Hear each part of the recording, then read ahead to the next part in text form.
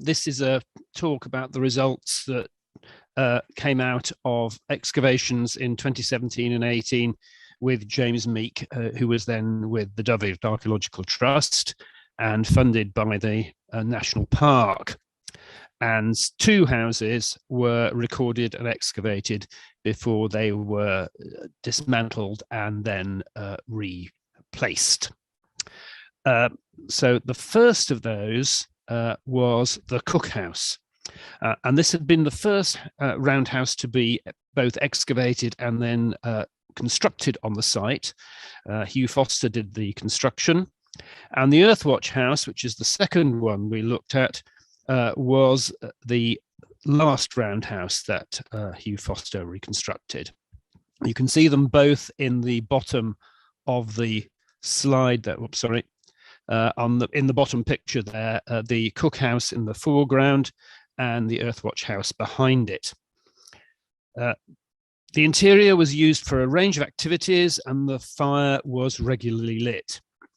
A loom was stored in the roundhouse, leaning against the lower part of the rafters and the wall, and there was a bed in the rear space of the building, which was subdivided by a ring of posts, the only roundhouse at Castell Henllys with evidence of an inner ring. The project recorded the standing parts of the cookhouse and then excavated its imprint. We were looking for evidence of the decay and modification of the building over the 30 years of its existence, and were extremely successful in determining the sequence of events and the impact of the activities within the building and the decay and replacement of timbers. And you can see there people working on parts of the standing walling, excavating the features, and then the excavation at its final day. A similar process was followed for the Earthwatch house, which had been used for a schools program and for storytelling. And in wet weather, those school parties used to have their lunches in there. You can see the central hearth and some of the benches for the school children that we had yet to remove. There were more benches than that, as we'll see in a later picture. Note the different colors of the soils, and the strange thing running around the edge is actually the fence that kept the public out. The public found it very intriguing that we were excavating things that were so recent. We undertook a very detailed study of the post holes and voids, and these are a bit like some of the post holes we've already seen in our first talk, except here the voids where the posts were have not yet been filled. The standing posts stood over these voids, the part below ground rotted away, and of course these would, when you take the building down, these would then be the moment when they would fill up with debris. But we were able to study exactly how the buildings decayed, and that's a really important part of understanding the processes of these buildings' lives, and is remarkably similar to the prehistoric remains we found across the site in the original excavations.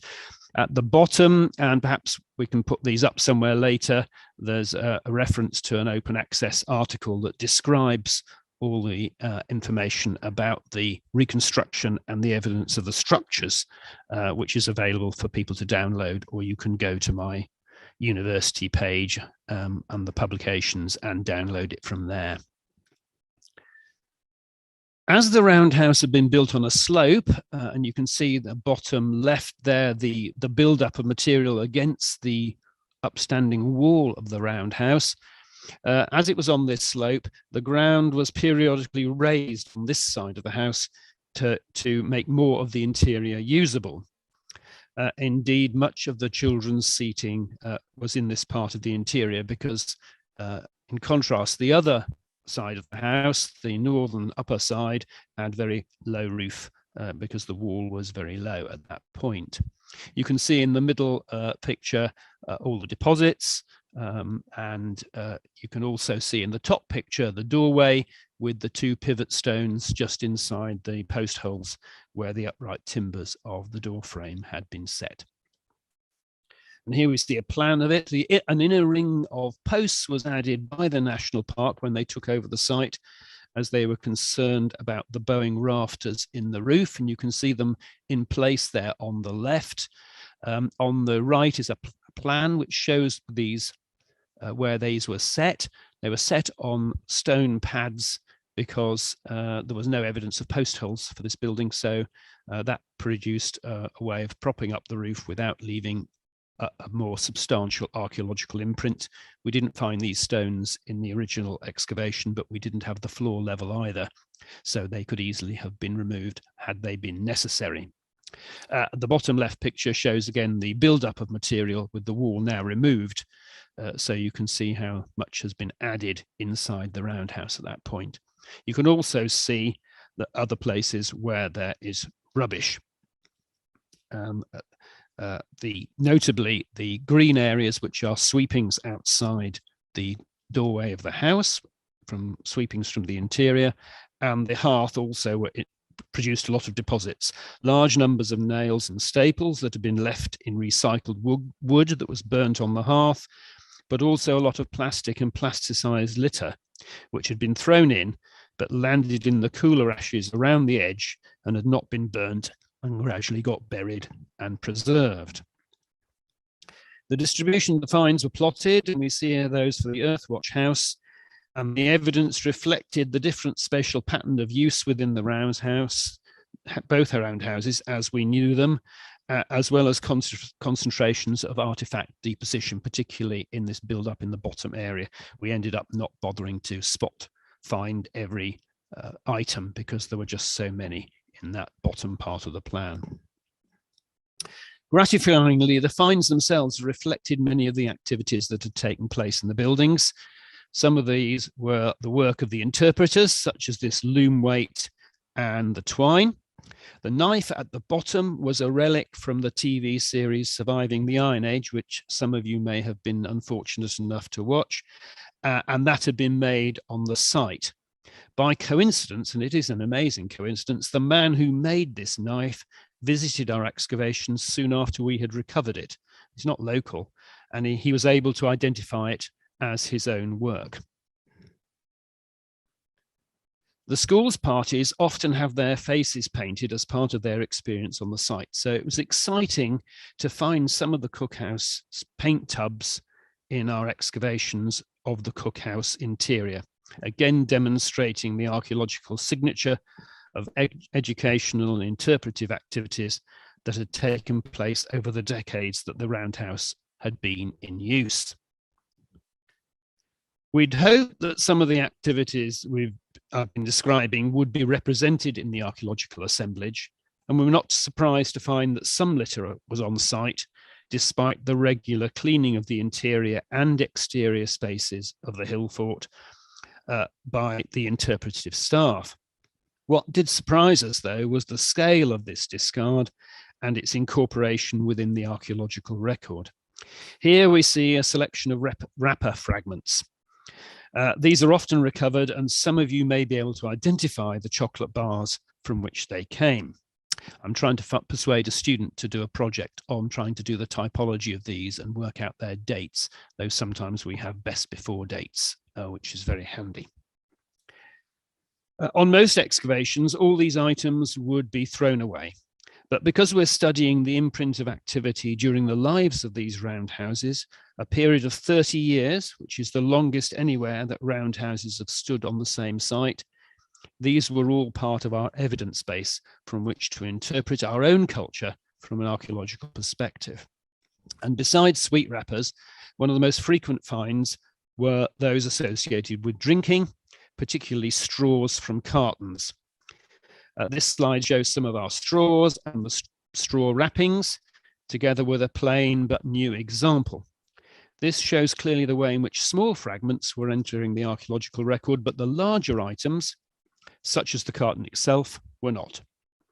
This no doubt reflects efforts by the public to retain items of litter that they were carrying, like the carton, but they often accidentally would drop smaller items and not notice them or fail to pick them up. This table shows the range of items and the materials from which they were made for both the cookhouse and the Earthwatch house. A few items such as the face paint containers that we've already seen and the thatching tags, which we'll see in the next slide, are only at the cookhouse, which reflects what we know of their purpose and origins. But for most categories, the earthwatch is overwhelmingly dominant. There are three reasons for this. The first is that the earthwatch house was much darker than the cookhouse, and so it was more difficult for visitors to see litter that they might have dropped. The second is its use was very different, with the public spending more time in the cookhouse with other people and more frequently with an interpreter present, and of course with the greater light in there, all of which probably encouraged a greater retrieval of any litter that was dropped, a bit of peer pressure with other people being there. In contrast, the Earthwatch House was visited for a shorter period of time by most visitors, but school parties spent quite a bit of time in there, being told about the Iron Age and sometimes consuming their packed lunches while sitting on the benches.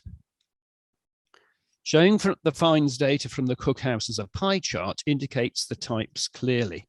The main segment is other materials, which includes a lot related to the structure of the building and some nails from the hearth, no doubt arriving in the same way as those in the Earthwatch house. The cookhouse finds are very mixed, but sweet wrappers still represent a quarter of all finds. Other finds included coins, bits of pottery, a phone battery, all sorts of interesting things.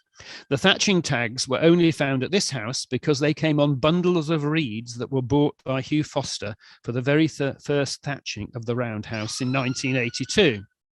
He had instructed his hippie workforce to cut reeds at Nevern Estuary, which they did, but were too slow to complete the task before they had to stop because of the nesting season for the estuary birds. The top part of the roof, therefore, had to be thatched with imported reeds that came all the way from Hungary. That was the only place he could get them at short notice. Hence the word Fairto on the tags, with various numbers indicating different reed cutters who tied a tag onto every bundle and presumably were paid by the number of bundles they cut. These tags are useful dating evidence and were found in some of the earliest infills of the roof drainage gully and other features. The pattern of the Earthwatch house really emphasizes the children's contribution to the artifact count. Not only are nearly half the fine sweet wrappers, again in orange, but most of the rest represents debris from their packed lunches.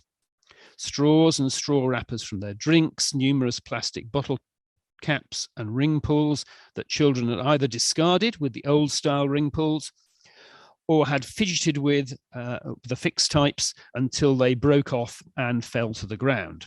I'm sure you're all used to children doing that fidgety, clicky noise until they come off. Food-related items, which also probably include some of the sheets and bags, represent much of the remaining finds.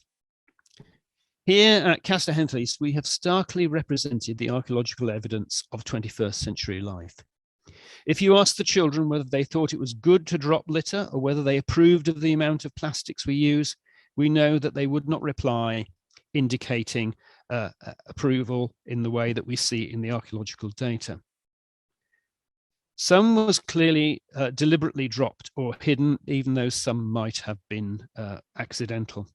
This Godzilla label had been picked off a thermos flask and stuffed behind the base of one of the bench supports against the wall of the roundhouse, on which the child had no doubt been sitting.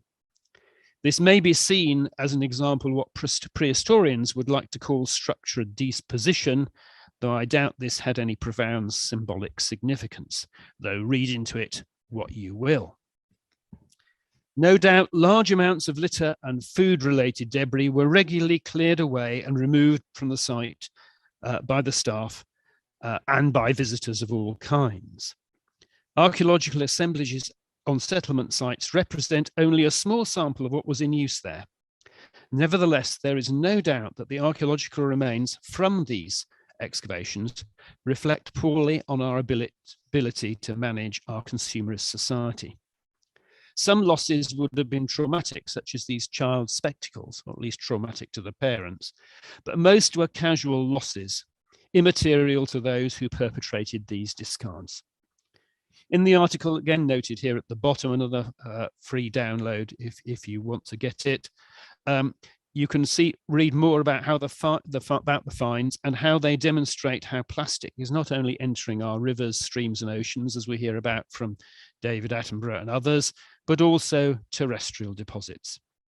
I'm working with the National Park to develop educational interpretive resources using our finds to encourage less consumption and more recycling. It would be good if schools thought about what packed lunches should be like in the light of what we're finding here. This excavation may therefore have more social impact than most others of this scale. I would like to finish by thanking all those who facilitated the project, all the people at Castell Henllys, and the volunteers, including the ones provided by Dyfed Archaeological Trust, and the students from a number of different universities, including Liverpool, who took part in this unique excavation, which once again shows the value of long-term experiments and research programs at sites such as Castell Henllys. Thank you very much.